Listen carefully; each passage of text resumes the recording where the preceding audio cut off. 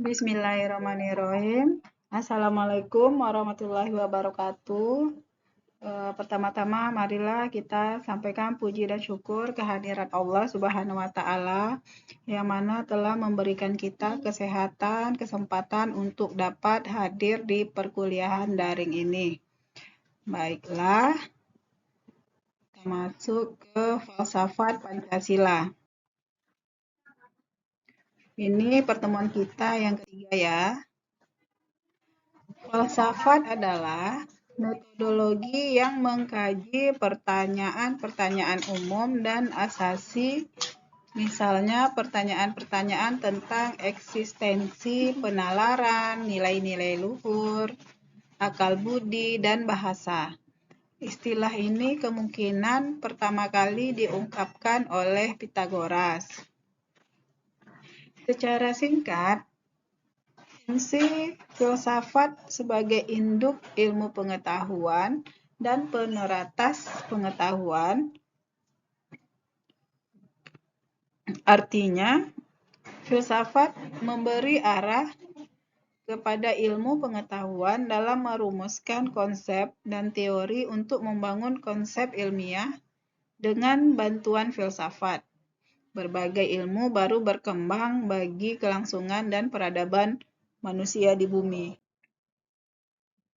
Pancasila sebagai sistem filsafat adalah suatu kesatuan yang saling berkaitan, bahkan saling berkualifikasi antara satu sila dengan sila lainnya, sehingga membentuk suatu struktur yang menyeluruh untuk tujuan tertentu. Nah, mengapa Pancasila disebut sebagai sistem nilai? Dengan mengandung serangkaian nilai, yaitu ketuhanan, kemanusiaan, persatuan, dan kerakyatan, dan keadilan. Kelima nilai ini merupakan satu kesatuan yang utuh, tidak dapat dipisah-pisahkan.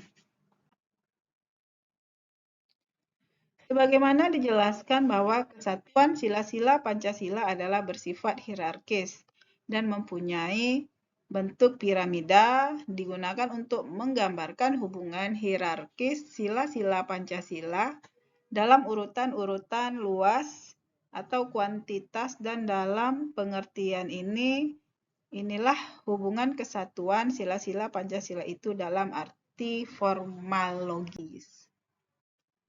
Susunan Pancasila adalah hierarkis dan berbentuk piramidal. Pengertian matematika piramidal digunakan untuk menggambarkan hubungan hierarki sila-sila dari Pancasila dalam urutan-urutan luas, kuantitas, dan juga dalam hal sifat-sifatnya atau kualitasnya. Selanjutnya, bagaimana hubungan kesatuan sila-sila dalam Pancasila? Setiap sila dalam Pancasila saling berkaitan dan mengikat, sebab satu bagian dengan bagian lain tidak bisa dipisahkan. Pancasila juga suatu kesatuan yang bersifat majemuk tunggal, yaitu setiap sila tidak bisa berdiri sendiri dan saling bertolakan atau bertentangan. Fungsi Pancasila sebagai apa saja? Dalam alinea keempat, pembukaan Undang-Undang Dasar 1945 jelas ditulis dasar negara kita. Fungsi pokok Pancasila sebagai dasar negara adalah dengan menggunakan ideologi Pancasila sebagai pengatur kegiatan negara. Semua hukum yang ada di Indonesia harus berlandaskan Pancasila karena ini adalah sebuah kaidah yang fundamental. Pentingnya Pancasila sebagai sistem filsafat. Filsafat Pancasila berfungsi sebagai dasar untuk mengatur pemerintahan atau penyelenggaraan negara. Segala sesuatu yang ada dalam kehidupan bangsa Indonesia, baik rakyat, pemerintah, wilayah, maupun aspek negara lainnya harus didasarkan Pancasila. Contoh penerapannya dalam kehidupan sehari-hari yaitu tertib melakukan ibadah sesuai dengan agama yang dianut atau sesuai dengan agama sesuai kepercayaannya. menghormati setiap perbedaan, terutama perbedaan keyakinan, tidak memaksakan suatu keyakinan kepada orang lain, tidak mengganggu ketika ada orang lain yang sedang beribadah, membina kerukunan.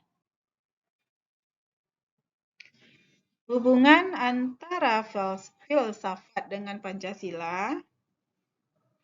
Pancasila sebagai suatu sistem filsafat memiliki dasar ontologis, dasar epistemologis, dan dasar aksiologis tersendiri yang membedakannya dengan sistem filsafat lainnya. Secara ontologis, kajian Pancasila sebagai filsafat dimaksudkan sebagai upaya untuk mengetahui hakikat dasar dari sila-sila Pancasila. Pancasila sebagai norma fundamental negara. Norma fundamental negara tersebut merupakan dasar filosofis yang di dalamnya terkandung kaidah dasar dalam pengaturan negara. Pancasila sebagai norma dasar negara yang fundamental ini menjadi sumber dari segala sumber hukum dalam sebuah negara. Ideologi. Ideologi berasal dari kata idea, berarti gagasan, konsep, pengertian dasar, ide-ide dasar, atau cita-cita dan logos yang berarti ilmu. Secara harfiah, ideologi berarti ilmu pengetahuan tentang ide-ide atau the science of ideas, atau ajaran tentang pengertian-pengertian dasar. Macam-macam ideologi politik. Yang pertama ada liberalisme. Liberalisme merupakan paham atau ideologi mainstream yang memprioritaskan kebebasan individu sebebas-bebasnya dalam segala aspek, sehingga kita patut bersyukur kepada Allah Subhanahu wa Ta'ala bahwa Indonesia itu tidak liberalisme, tidak komunisme, tidak negara berdasarkan agama teokratis, tapi juga bukan negara sekuler. Negara-negara yang menganut paham liberal di Asia Tenggara, di Asia antara lain adalah India, Iran, Israel, Jepang, Korea Selatan, Filipina, Taiwan, Thailand, dan Turki.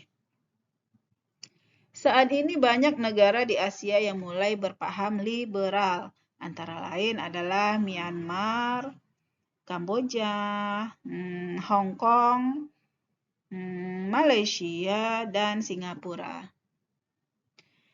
Era demokrasi liberal pada tahun 1950 sampai 1959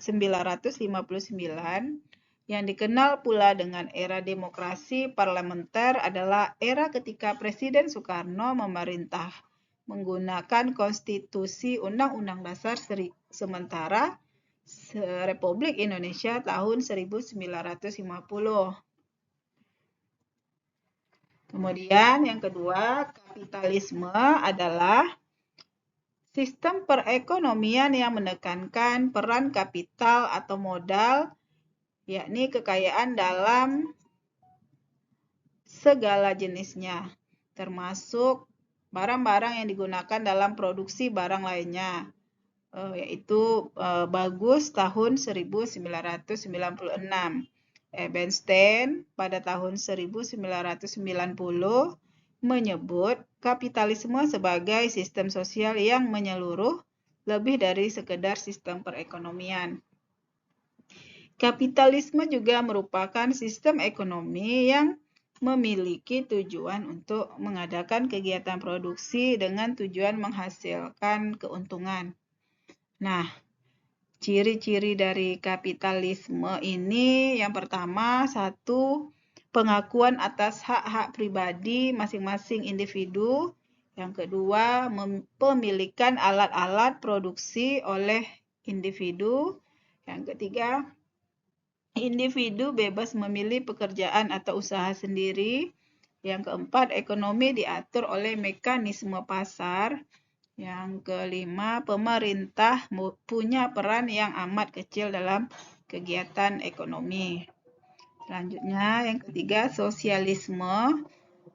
Sosialisme serapan dari bahasa Belanda yaitu sosialisme adalah serangkaian sistem ekonomi dan sosial yang ditandai dengan kepemilikan sosial atas alat-alat produksi dan manajemen mandiri pekerja, serta teori-teori dan gerakan politik yang terkait dengannya. Adapun ciri-ciri utama dari paham sosialisme yaitu tidak adanya pembagian kelas sosial, mengutamakan kepentingan dan kekuasaan negara, hak milik pribadi atau produksi tidak diakui, menjunjung tinggi prinsip kesetaraan dan sederajat, kegiatan produksi, distribusi, dan konsumsi diatur negara. Sosialisme muncul karena perbedaan golongan pemilik modal yang hidup mewah, sedangkan pekerja buruh mendapatkan upah yang rendah dan tingkat kemiskinannya tinggi. Gerakan sosialis mulai muncul di abad ke-17. Tokoh yang mengemukakan ide sosialisme yaitu Thomas More pada tahun 1478 sampai 1535. Oke. Jadi, makna Pancasila sebagai ideologi negara adalah nilai-nilai yang terkandung dalam Pancasila menjadi cita-cita normatif penyelenggaraan negara. Nilai-nilai yang telah disepakati bersama itu juga menjadi sarana menyatukan masyarakat dan dapat digunakan sebagai prosedur penyelesaian konflik. Tujuan ideologi. Tujuan utama di balik ideologi adalah menawarkan perubahan melalui proses pemikiran normatif. Ideologi adalah sistem pemikiran abstrak, tidak hanya sekedar pembentukan ide yang diterapkan pada masalah publik, sehingga membuat konsep ini menjadi inti politik. Ideologi tertutup. Ciri-ciri ideologi tertutup adalah bukan merupakan cita-cita yang hidup dalam masyarakat, melainkan cita-cita sebuah kelompok yang digunakan sebagai dasar untuk mengubah masyarakat. Apabila kelompok tersebut berhasil menguasai negara, ideologinya itu akan dipaksakan pada masyarakat. Sedangkan ideologi terbuka, ini ada 5 ciri ideologi terbuka. 1, nilai dan cita-cita sudah hidup dalam masyarakat. Yang kedua, hasil musyawarah dan konsensus masyarakat. 3, dimiliki seluruh rakyat dan ideologi ini menjiwai ke dalam kepribadian masyarakat. 4, sistem pemerintahan yang terbuka. Terakhir, dinamis dan reformis. Nah, selanjutnya perbedaan antara ideologi terbuka dan tertutup.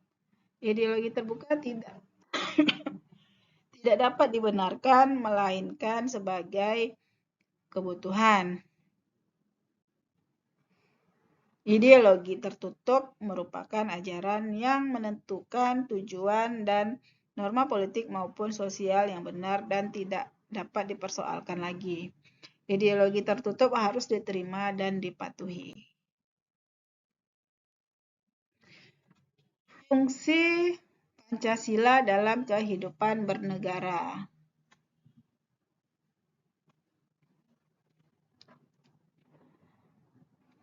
Berikut fungsi Pancasila dalam kehidupan bernegara seperti dikutip dari buku Apa, Mengapa, Bagaimana, Pembelajaran Pendidikan Moral Pancasila dan PPKN oleh Profesor Hamid Darmadi, MPD.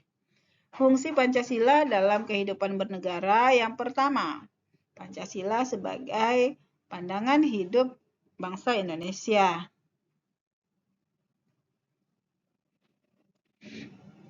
Nilai-nilai Pancasila menjadi pedoman Tunggu, Ibu.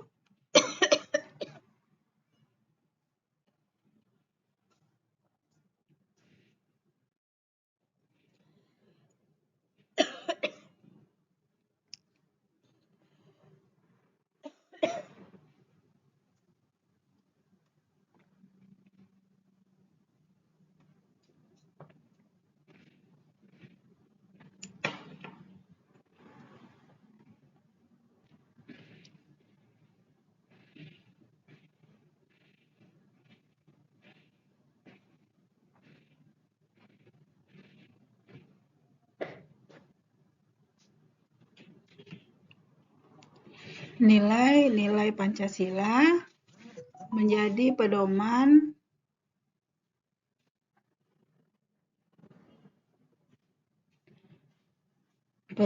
hidup bangsa Indonesia dalam mencapai kesejahteraan lahir dan batin.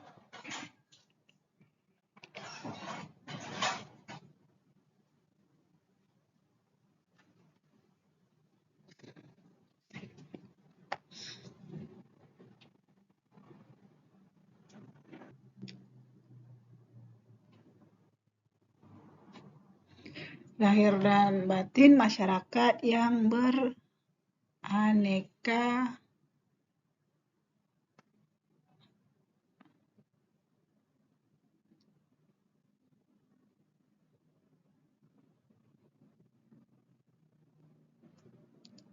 dua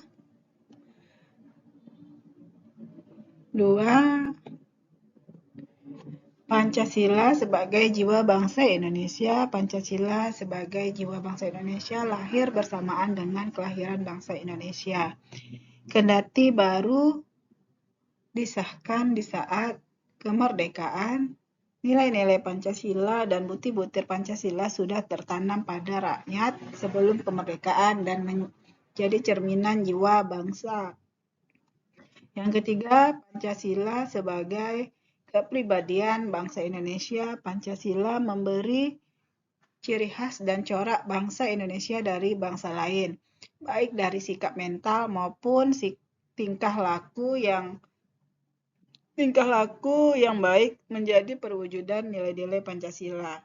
Karena itu Pancasila juga berfungsi sebagai identitas bangsa yang harus ditanamkan sebagai kepribadian pada individu bangsa Indonesia. Yang keempat, Pancasila sebagai perjanjian luhur. Pendiri bangsa telah menetapkan Pancasila sebagai dasar negara yang harus dijaga. Pancasila juga menjadi warisan intelektual bangsa dan perjanjian luhur yang harus dipertahankan bangsa Indonesia. Yang kelima, Pancasila sebagai sumber dari segala sumber hukum, peraturan perundang-undangan yang berlaku di Indonesia harus bersumber dari Pancasila. Karena itu, tiap hukum yang berlaku tidak boleh bertentangan dengan nilai-nilai yang terkandung dalam Pancasila. Tiap sila Pancasila menjadi nilai dasar, sementara hukum dalam nilai instrumental atau penjabaran dari sila Pancasila tersebut. Yang keenam, Pancasila sebagai cita-cita dan tujuan bangsa Indonesia. Pancasila sebagai cita-cita bangsa Indonesia ditandai dengan termuatnya isi Pancasila di pembukaan Undang-Undang Dasar 1945. Dalam konteks ini Pancasila menjadi tujuan bangsa menciptakan masyarakat yang adil dan makmur berdasarkan Pancasila. Ketujuh, Pancasila sebagai falsafah hidup bangsa Indonesia. Pancasila dianggap mencerminkan filosofi yang dianut bangsa Indonesia dalam kelima silanya sehingga sesuai dengan diterapkan sebagai ideologi negara. Isi dari Pancasila mengandung nilai falsafah dan kepribadian bangsa sesuai norma bangsa Indonesia yang diyakini paling benar, adil, bijaksana, dan tepat untuk mempersatukan rakyat Indonesia. Pancasila sebagai dasar negara, ideologi dan nilai-nilai Pancasila menjadi pedoman dan landasan mengatur dan menjalani kehidupan berbangsa dan bernegara. Sebagai dasar negara, Pancasila menjadi sumber kaidah hukum yang mengatur Republik Indonesia termasuk unsur-unsurnya, yakni pemerintah, wilayah, dan rakyatnya. Terakhir, Pancasila sebagai ideologi bangsa Indonesia. Pancasila menjadi visi atau arah penyelenggaraan kehidupan berbangsa dan bernegara, yakni terwujudnya kehidupan yang menjunjung tinggi ketuhanan, nilai kemanusiaan, kesadaran akan persatuan, berkerakyatan, dan menjunjung tinggi nilai keadilan. Ideologi Pancasila ditetapkan sebagai ideologi nasional. Nah, selesai. Demikianlah. Wabillahi taufiq wal hidayah. Assalamualaikum warahmatullahi wabarakatuh.